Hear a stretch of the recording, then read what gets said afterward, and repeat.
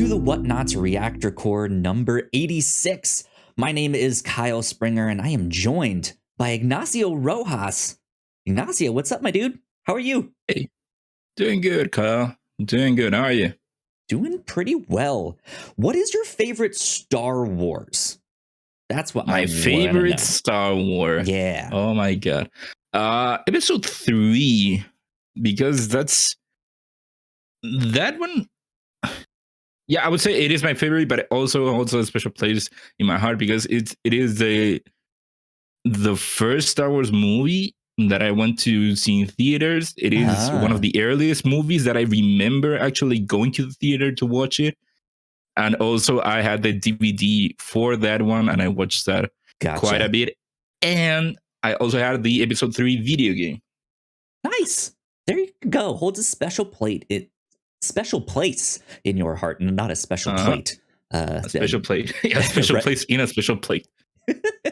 Indeed. I am a Rogue One fan. That's my favorite. So us getting here to discuss Andor is like right on the money for where I want to be in my Star Wars fandom and all of that stuff. It's the one that feels most like a war, right? It's not just some family drama. Yeah. It's the one that's just like they're actually like behind enemy lines. They're gonna go fuck some shit up or something like that. Who knows? Something like that, yeah. But Ignacio, you and I are here to discuss the first 3 episodes of Andor, the brand new Star Wars show on Disney Plus. This was announced, I feel like a while ago. I feel like pretty recently, or not recently, but pretty immediately after Rogue One came out. And was doing their thing off the success of that. They were like, hey, we're making an Andor show eventually. But here we are. Finally, the first 3 have been released. The next ones after this will be released weekly on Disney Plus. And so, yeah, let's dive in. Ignacio, you got your head down. You're looking at your phone. Yeah, I'm sorry. All this stuff. I'm writing something. I'm still paying attention. Must be researching the names of all the characters and all that stuff. Of course. How could I forget the names of girl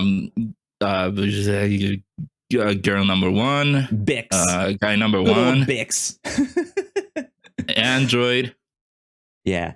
What did you think of the first 3 Star Wars Andor episodes? Ooh. I can't tell if that's good or bad. Well, it's neither, to be honest. Interesting. Okay. I don't know. I'm very neutral. Coming off of episode 1 and 2, I was just very neutral. Not excited, not bored. Just neutral. It's like it's almost as if it was something that happened. Okay. It's a show. It happened. But then episode 3 was the one that I liked more than the others, but still it hasn't grabbed me. Like it isn't a show that I'm actually excited to watch or that I want to keep watching. It is a show that it's happening. I'm gonna watch it just to know what goes on. But yeah, and also episode 1 and 2, I'm not very sure about what's going on. Okay. So that happened to me throughout episode 1 and 2 for the most part. So that might have influenced. But yeah, very neutral about the show for now. Understandable. I am loving this so far. I'm really, really enjoying this. I'm a big like crime and thriller kind of TV show fan. So I like detective fiction. I like the like espionage and spy tension and stuff like that. And I think this really nailed that. And this feels very, very different to me than like The Mandalorian or stuff like that. Like the Mandalorian, I think because Dave Filoni is working on that, feels very much like an extension of the Clone Wars or Rebel. Like, Sure. it feels like a cartoon, and I don't mean that in a negative way because I love those cartoons. I mean that in the best way possible, and it's neat to see that in live action, right? And especially since they're kind of picking up some of the storylines that they never really got to finish in the Clone Wars and Rebels. That stuff is really exciting to me. But these first three felt like a movie.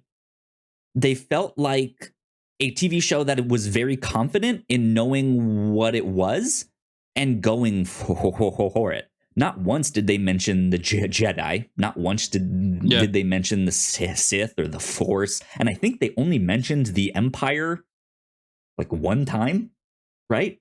And I really enjoyed that. It felt like it was a more intelligent show, if that makes sense. I can see why it would be slow for some people because it is really trying to build that tension. It's not an action show. It's not like those half an hour cartoons where there has to be some action, there has to be some comedy, there has to be some right, like it's taking its time, and I like that. It's building the tension, and I think by that third one, it started to bubble over, and I was just like, oh, I'm really gonna like this. I think this feels like more of a prestige Star Wars show rather than just a live action cartoon, if that makes sense. Yeah, I mean, for me, my problems with episode 1 and 2 is that I feel like it never gave me a reason for it to exist,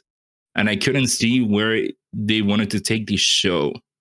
It was very much something like, oh, Andor is existing. He's doing stuff, looking for his sister, I guess. But it was pretty much, it's just Andor doing stuff. And it isn't until episode 3 where you get I don't know what his name is, but one of these Skarsgårds. Yeah. Don't remember what his name is either. His name here. It's like Luthen or something like that. Well, where is it here? Skarsgård. Yeah, like the buyer. Luthen Rail. Yeah. Yeah, the buyer. That, what excited me is that now you see where things are going. I can see where things will go. He wants him, for what I'm assuming is to fight with the rebellion or like a proto rebellion at this point. And I can see where it is going. But that was episode 3. Episode 1 and 2 for me was, okay, he killed some people. And that's it. The people over this side are dealing with that. But now Andor is in this planet. He's trying to get credits for I don't know what. I'm guessing still looking for his sister, even though he doesn't have any lead now. Getting some scraps. Yeah. Does he work there? Is he only friends with the people? Is he out in sick leave from the job? I don't get what's the deal when he talks with that guy to cover for him. Yeah, what's his deal? Where is he now? So we're looking at like the infancy of the Empire. They are there. They've been established, but the rebellion is kind of, we don't know exactly what their status is yet. I don't think we even get the infancy of the rebellion because it's just this random scrap town doing its random scrap town things, and then there's a corporation that we know is not necessarily with the Empire, but it is a big corporation working under the Empire and profiting with the Empire. This is taking place 5 years before the events of Rogue One, is what at least Wikipedia says. So that's why I'm like, we don't really know exactly. How long is it after Revenge of the Sith? So, how long has the Empire been? I don't know exactly what that timeline is. I know there's there's a I know it says 5 BBY. So it's BBY what happens in A New Hope? I don't know that. Like I as much of a Star Wars nerd as I Come on, am, I'm Kyle. not that You're much of a my Star resident Wars nerd nerd. here. You're the resident Star Wars nerd here. Come on. I thought you were looking that up on your phone earlier, Ignacio. Oh no. No. um, I have you for that. but yeah, so it's in a place where I think there's enough of a gray area of like we don't know exactly where the rebellion is yet and how like formed they are. But Wait, so it should be like 13 years more or less after, because Luke is like Potentially, yeah. 18, isn't it? Isn't he 18 by the time of Rogue One and A New Hope? So 5 years before that, kind of like 13 years after. something Yeah, like something that, like that. yeah. Yeah. But it's, so yeah, like I feel knowing that's the time period we are in, and also knowing how long the show is gonna be. We already know that season 2 is in production. Yeah. And if I'm not mistaken, it's going to be another 12 episode season. So it's a 24 episode show. Each of these episodes were 40 minutes. Like it's going to be telling a pretty long and substantial story here. So having a slower start that isn't like, oh, it only has 6 episodes, so they have to hook me in episode 1 here. I don't necessarily fault them for taking it slow and being like, okay, here's Andor searching for his sister, accidentally kills 2 people. That's what gets the attention of this corporation on him, and as well as this potential buyer for this part. Like they're starting to, he's starting to become of interest to people, and I like that. I like that slower start. 'Cause for me, and especially in that like spy thriller genre, it's that slow burn that I think really builds that tension there of what's happening. What's he gonna? Is he the one starting the rebellion? Is he joining it to do a specific thing? I guess we will find out. Who knows?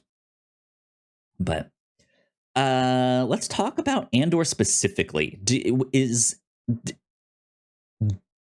you think this show is changing his character at all?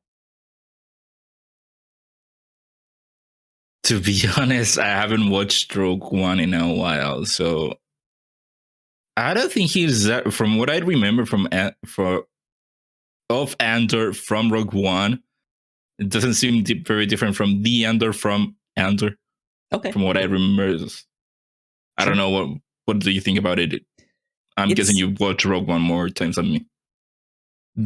Who knows? Yeah, I don't think they're necessarily changing the character or anything like that. I do like how he's portrayed. Like he, especially here in this show, he feels like he's more connected. Like in with the town, in with the worker. Like he has people that he goes to be like, hey, can you watch my ass here? Can you help me out with this? Whereas I feel like in Rogue One, he was more of a loner. Like, don't talk to me. Let me just get the job done that I need to.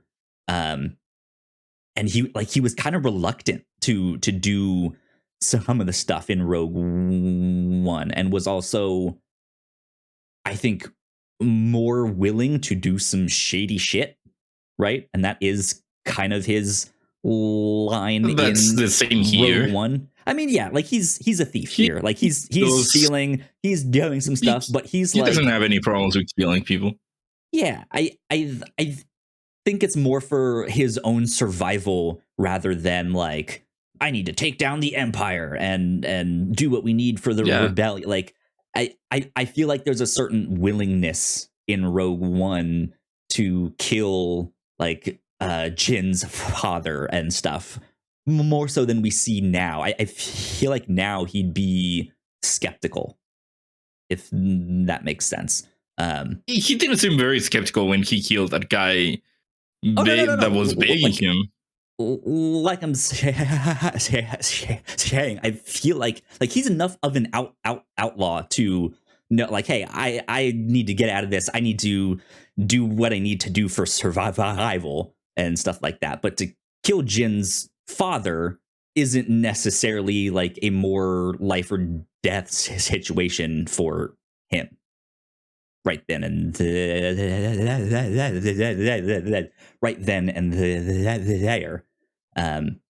So I like what they're doing with the character. I like how they're fleshing it out, and stuff. We'll see. We do also get these flashbacks to when he's younger, and kind of how he got kidnapped. Is that the right word? Kidnapped. Yeah, we're not sure. I don't like how they did the flashbacks because it felt like it wasn't very cohesive with the way they melded the past storyline with their modern storyline. I felt that some of the cuts back and forth were in some like not random some points, weird but places. Not very well done. The transition, they weren't very thematically cohesive. So I feel like the way that they tried to tell both stories at the same time wasn't very well done. Interesting. Okay. Yeah. I can see that. Like I wasn't a huge fan of the flashbacks. I don't know how much we're gonna get to see that other character that is like his mom, right? Like he got kidnapped. So yeah, should there be any other flashbacks to that place? What I think, like, he is looking for what he's calling his sister, and so I think this is maybe helping to establish that, like, he's looking for a girl from the planet he grew up on. One of the other details that was in there is, though, that planet was abandoned.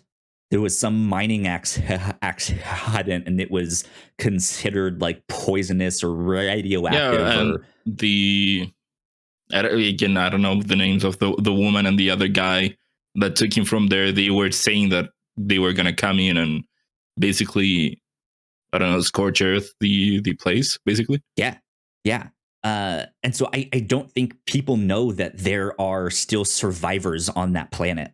And I think he's looking to reconnect with them or see if they escaped. Maybe he heard that one of them escaped, or he at some point went back there and helped them, because it looked like it was just a bunch of kids, right?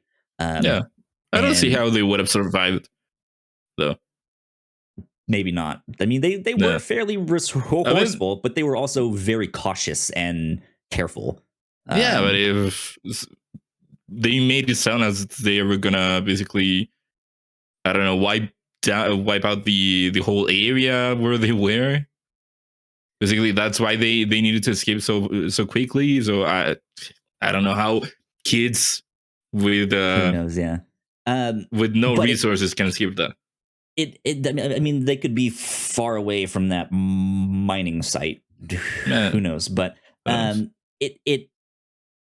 think in the same way that the story is taking a slower burn, I think the way that it incorporated these flashbacks, it was a similar thing. Because if you take those flashbacks just as the flashbacks and not as its own thing, right? It's like, there's little Andor just existing, and then something happens, and now he's off on another big adventure, right? And that's exactly what happened in the more modern style. It's like, there's big old Andor just chilling, right? Just doing his thing, and now he's off on some adventure, right? So wouldn't they have her to give us some subtitles to know what's going on?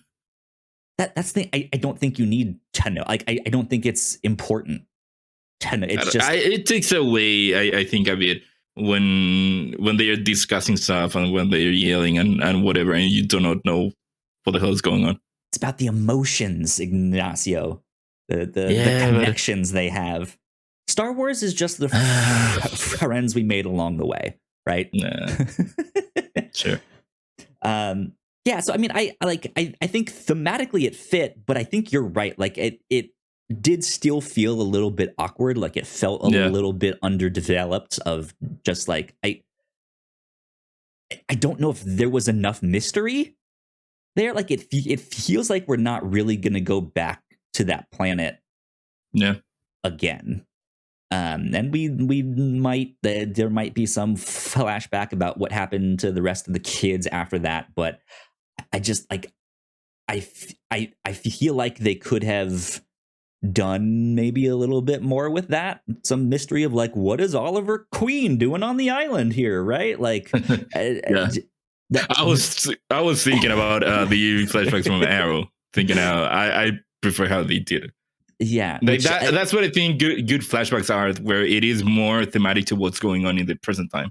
Yeah, which is the stuff in Arrow is very much a reference to all the flashbacks and stuff in Lost, and how they do them in that show.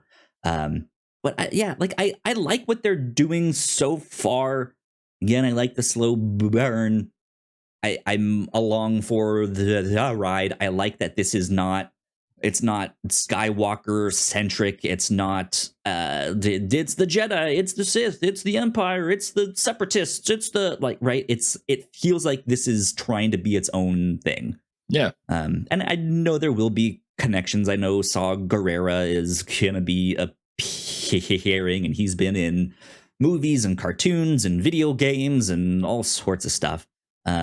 So there will be its fair share of Easter eggs and connections and stuff like that. But we shall see. Mm-hmm. We shall see. So here's the plan. Instead of doing these reactions week to week like we do for She-Hulk, you guys should go check out our reactions for that stuff as well.